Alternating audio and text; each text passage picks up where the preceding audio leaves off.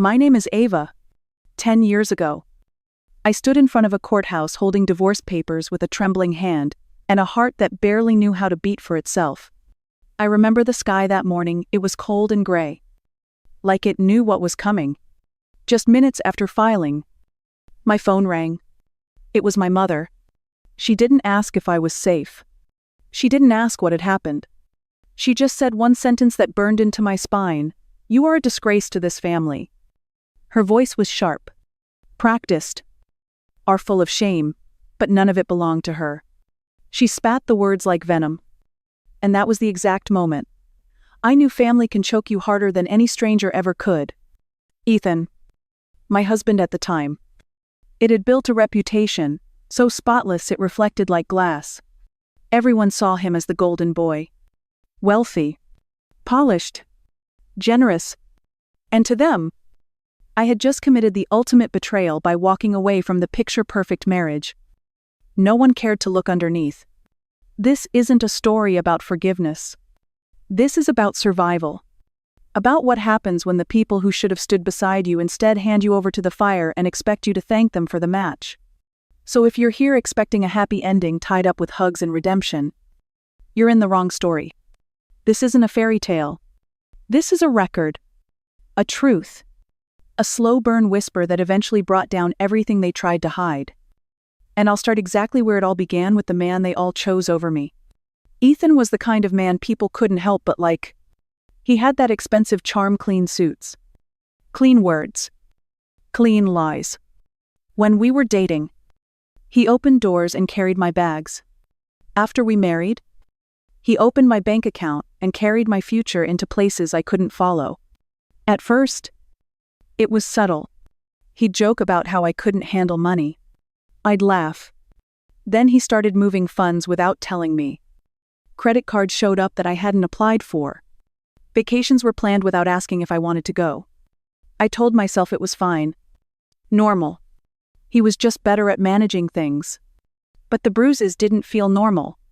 They weren't always visible. Sometimes they lived in the air. In the way he'd go silent for hours to punish me. Sometimes they showed up on my arm. Once, my cheek. Always followed by apologies made of silk and poison. "You made me do this?" he'd say, handing me a bouquet. "You pushed too hard." And I believed him. For a while. Because that's what abusers are best at, making you doubt your own bruises. When I started breaking down, I reached out to my family. My mother. Especially. She adored Ethan. Said he brought respect to our name. When I told her I was scared of him, she told me I'd always been dramatic. When I said he controlled our finances, she said he was just being responsible. When I showed her the bruise on my shoulder, she said I should be careful not to provoke him. It got worse. My father told me to be patient. My older sister, Grace, told me to stop self-sabotaging. My younger sister, Nicole, said I always needed attention. The only attention I needed was someone looking close enough to see I was drowning in plain sight. They believed every story Ethan told them. That I was unstable, paranoid, jealous. They saw his donations to charities, at his invitations to speak at business forums, his Sunday brunches, and they saw me as the one cracking. But they never saw how often I cried in the closet so he wouldn't hear me. Or how I stopped eating because it was the only thing I could control. Or how I quietly Googled how to hide money from your spouse at 3 a.m. One night, after another conversation that left me with a split lip and an empty account, I stood in front of our mirror and didn't recognize the woman looking back. That was the moment I knew something had to give. And it wasn't going to be me. So when I told my family I was leaving him, they didn't ask why. They asked how I could do this to him. And that was when I realized I wasn't just divorcing a man. I was divorcing an entire illusion. One I had helped them believe in. But I had already made my decision. I was walking away from the man they loved and the people who never really loved me at all. I thought maybe anyone would listen. I called Grace first. Hoping my older sister would remember all those nights, I helped her with homework or covered for her when she snuck out as a teen. She didn't pick up. When she finally did, it was just to say I needed to calm down before making the family look bad. Nicole, my younger sister, sent me a voice note filled with all the usual venom, masked as concern. "You're embarrassing yourself," she said. "You've always hated that Ethan was more successful than your friends." As if his success had anything to do with the bruises I iced every night. My parents were worse. My mom insisted we all meet at the house to talk like adults. When I arrived, Ethan was already there. Charming as ever. Sitting with a glass of wine in his hand, like he belonged there more than I did. He stood up when I walked in. I froze. My mom kissed his cheek and acted like everything was fine. Grace gave me a look like I was the one being rude. Nicole rolled her eyes before going back to her phone. My father sat silently on the couch like a referee who already knew who he was rooting for. Then the interrogation started. Grace said she heard I had been seeing someone else. Nicole asked what happened to all the money in our savings. Ethan just looked at me with disappointment in his eyes. Like he was watching a child misbehave in church. I tried to speak. To tell them the truth. To explain what was really happening behind closed doors.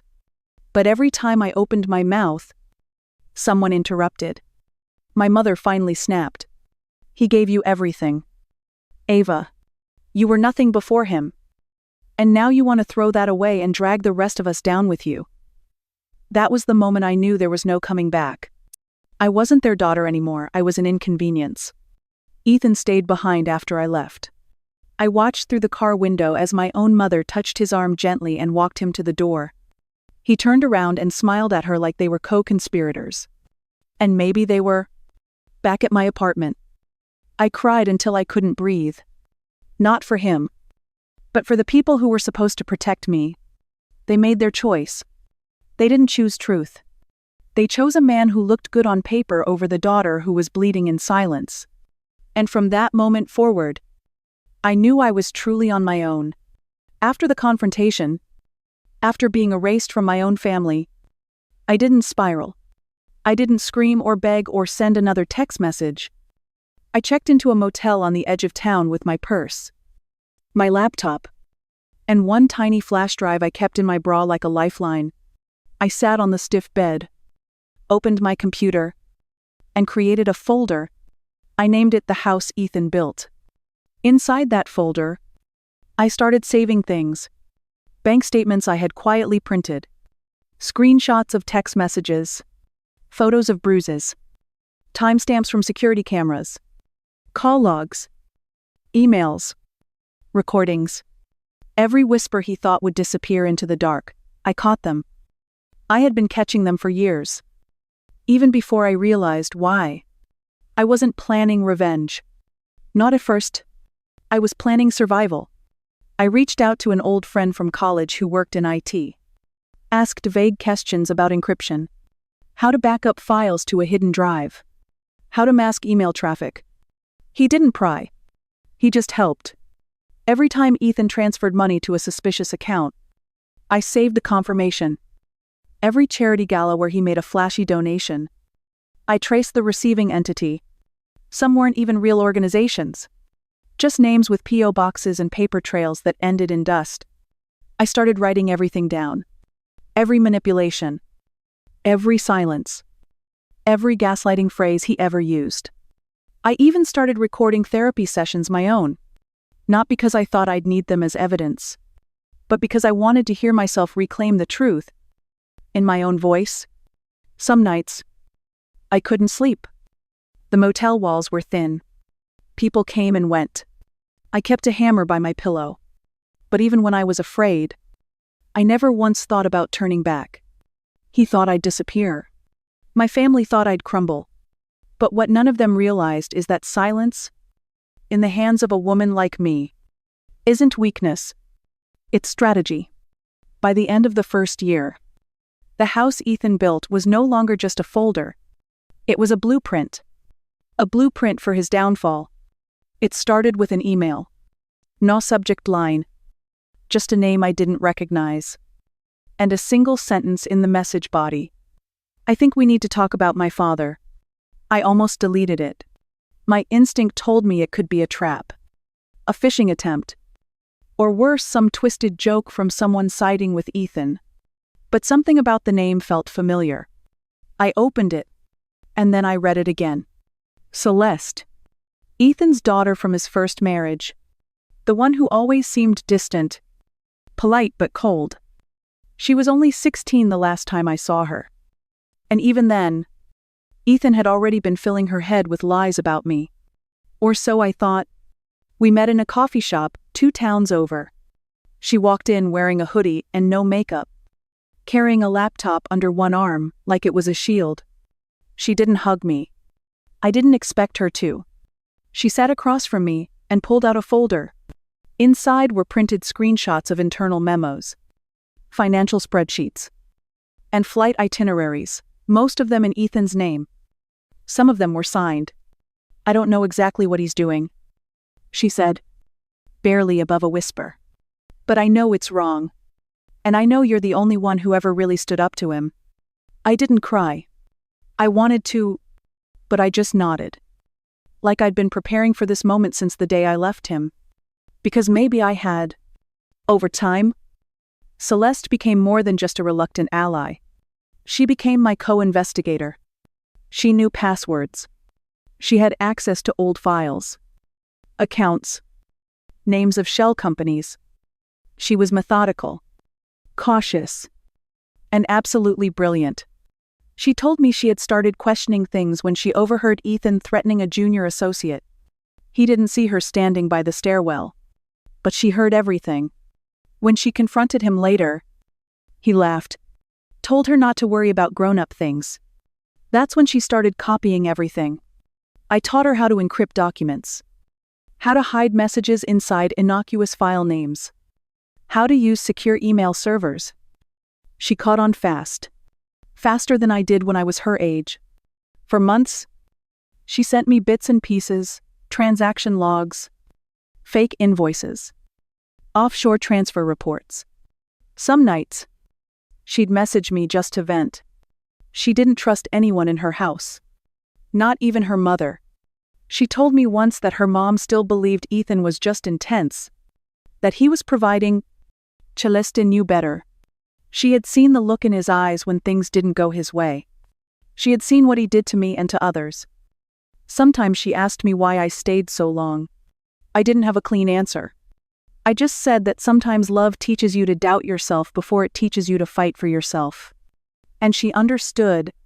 We were both the collateral damage of a man who wore masks so well. Even the people closest to him forgot they were pretending. But we weren't pretending anymore. We were documenting. And soon, we'd have enough to tear off every mask he'd ever worn. By year 8, the folder had tripled in size.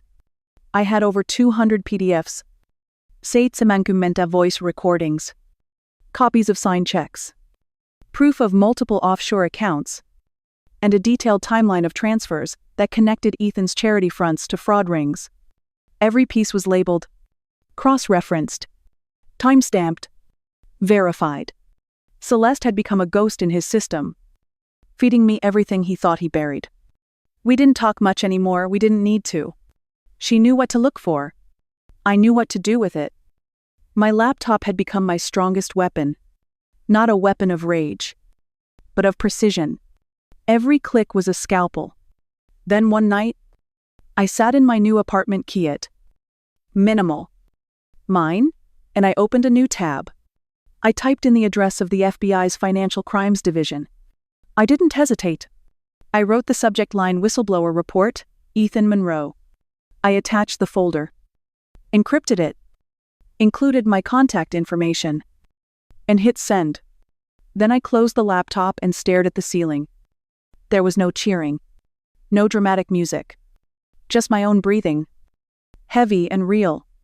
The next day, I received a response. A secure line was set up. A name was given. Agent Victoria Rains. She asked only one thing in that first message. "Are you ready to back this up in court?" I replied, "I've been ready for years." Because I didn't need revenge. I had something better. I had receipts. It started like a whisper. A news headline about a financial audit. A sudden halt on transactions in Ethan's company, rumors among his investors that something was off. Then came the subpoenas.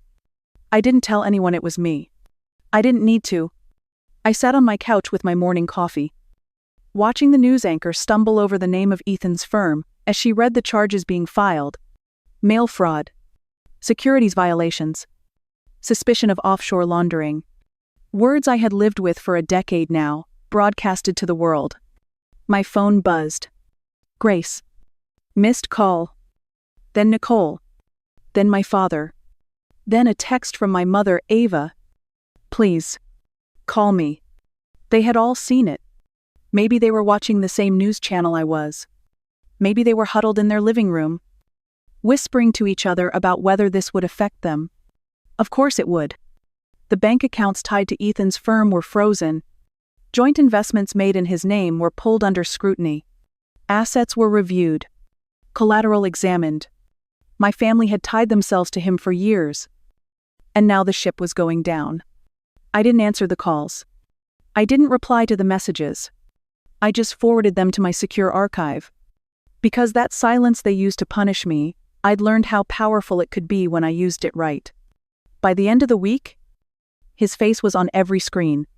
Not in a press release, not shaking hands at a fundraiser, but walking, in handcuffs, through a swarm of reporters. And for the first time in 10 years, I exhaled without shaking. They came to my house 3 days after the arrest. Grace knocked first. She was wearing sunglasses, though it was cloudy. Like she was hiding behind something she couldn't take off. Nicole was beside her. Silent. Arms folded. My mother stood behind them, holding a tray of cookies. Like we were in 1995, and I had just scraped my knee. I didn't open the door. I turned on the security camera and spoke into the mic. What do you want? Grace cleared her throat. We need to talk. Nicole shifted her weight. It's about the investigation. I tilted the camera angle down slightly, just enough to let them see my expression. Calm. Bored. Unmoved. My mother tried to smile. Sweetheart. We know you've been through a lot. And we didn't handle things the best way. I laughed. Just once. Short. Flat. You didn't handle anything at all. They stood there for a while. Shifting. Waiting for something. An invitation inside. A sign of softness. I'm not opening this door. I said. But I'll give you 2 minutes.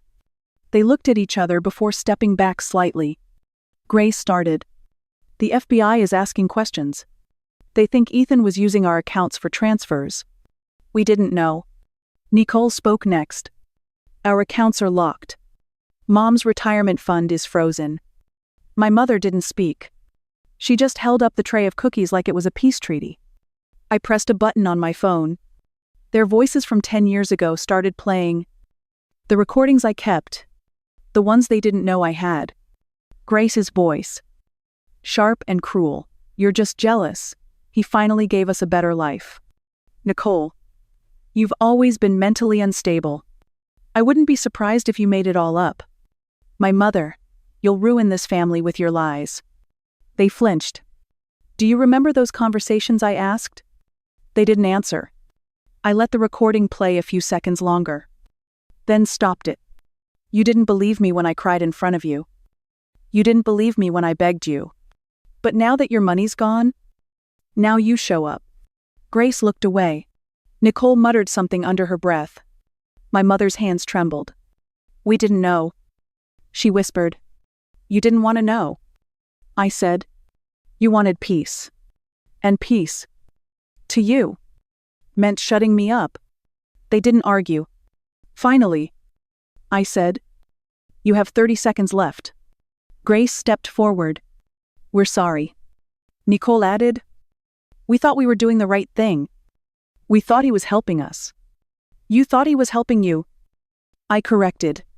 He never helped me. Had destroyed me. And you helped him do it. They said nothing. I leaned closer to the mic. You can leave the cookies. And then you can go. My mother placed the tray on the porch. Hands, shaking. I'll never forgive you for what you did to me. I said, but I might learn to stop letting it eat me. They turned and walked away in silence. I didn't cry. I didn't feel vindicated. I felt clean. The courtroom was smaller than I expected. Or maybe I had just imagined it for so long that no real space could match the version that lived in my head. Ethan sat at the defense table, still in a tailored suit. But something about him looked thinner, less composed. The mask didn't quite fit anymore.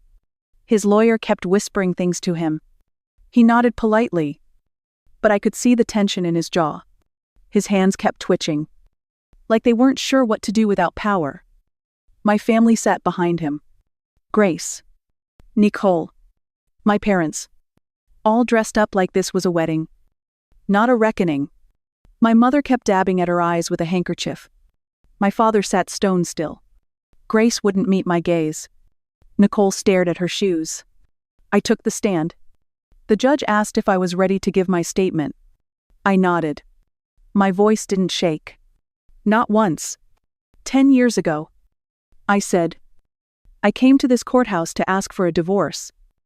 I had bruises on my arms and money missing from my bank account. I had panic attacks in grocery stores because I was afraid I'd run into him. And when I came here looking for freedom, I was told by my own family that I was hysterical, ungrateful, imagining things.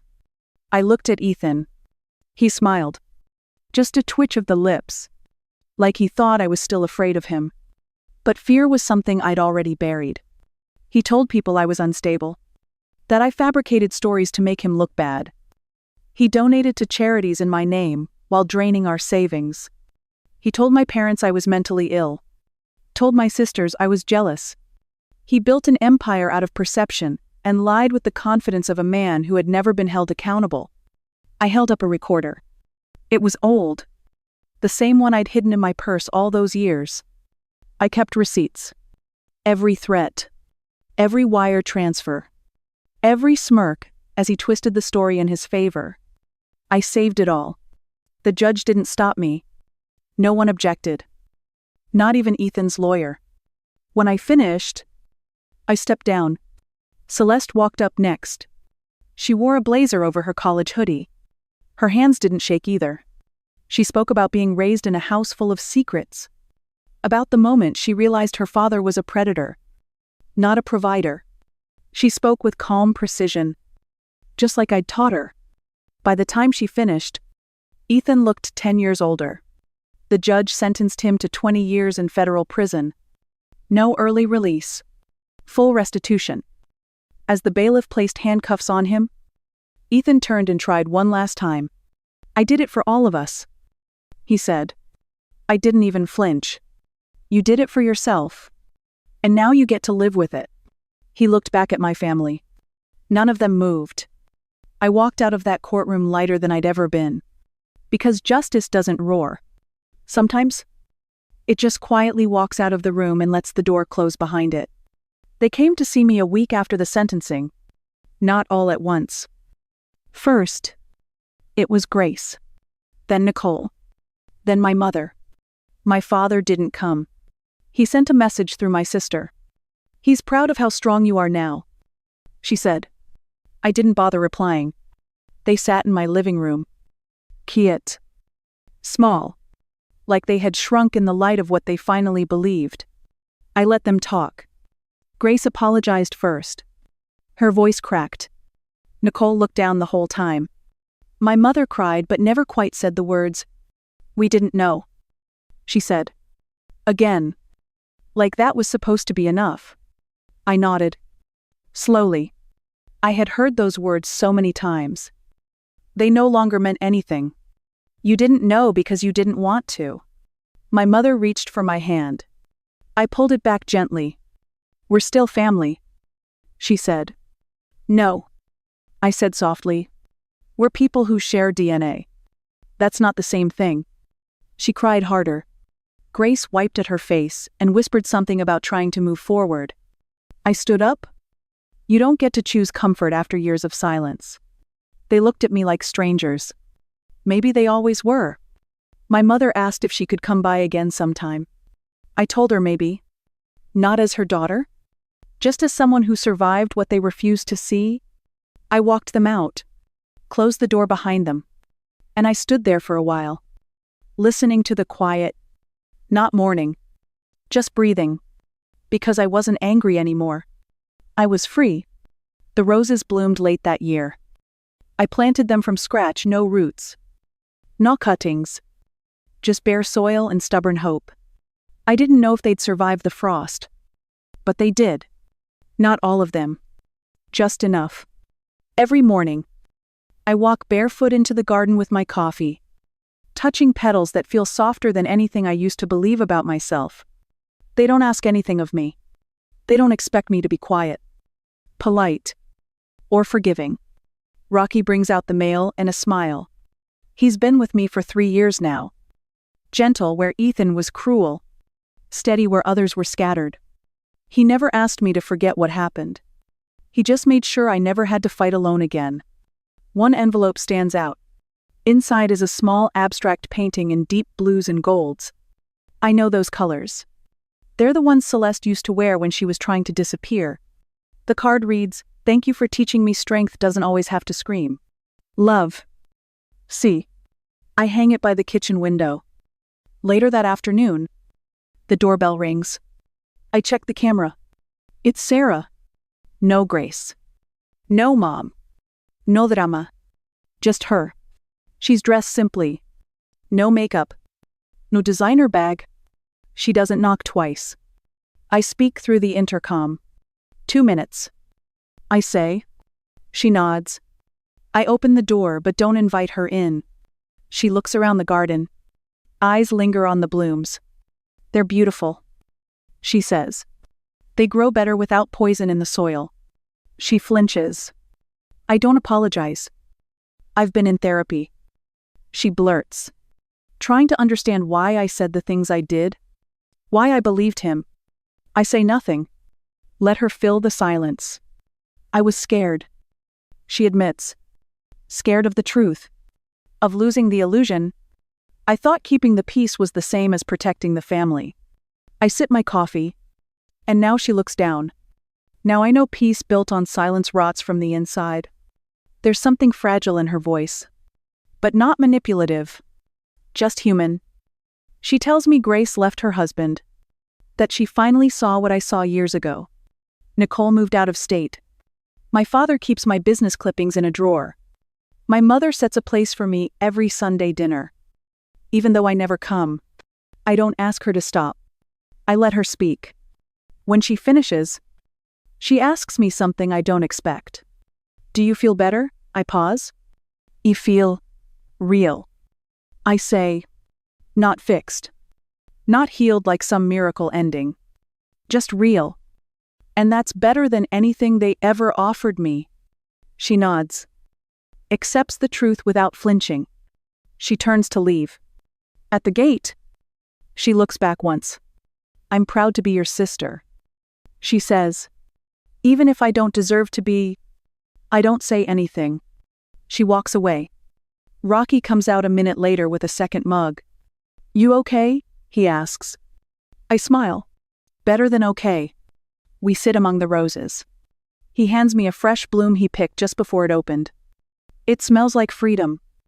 My phone buzzes. A news alert.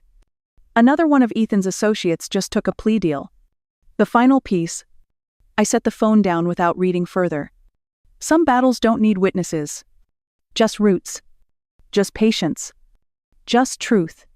Because sometimes the best revenge isn't watching people fall. It's watching yourself rise.